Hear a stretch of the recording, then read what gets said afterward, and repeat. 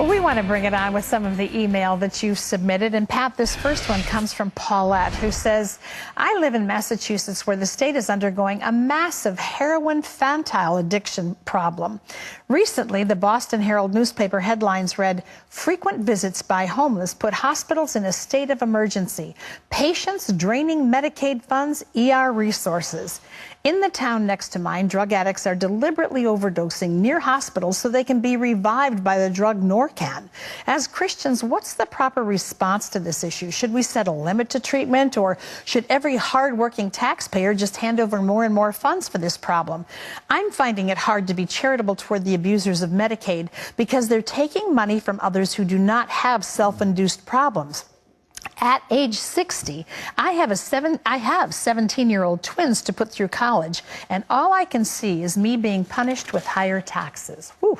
You know, that's a tremendous question. The Bible says, if any man will not work, let him not eat. Now, that didn't say, if any man will not work, let him go to the soup kitchen and let the government pick up the tab. That's not, I mean, it's tough love. If the guy doesn't work, let him not eat. There are a bunch of people who are just bums, and they're trying to, you know, ride in on the charity of others.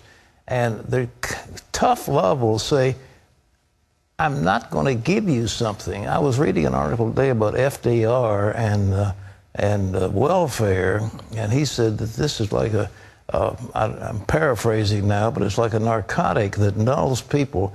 You cannot continually give things to people who are down and out.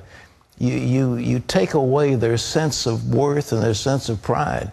And if these people are out drugging themselves, let them starve to death. I know that sounds hard, but that's the way it's got to be. You've got to say, all right, I'll give you a job. Here's something you can do constructive. I'll give you some work, and when you work something, then I'll give you some food to eat.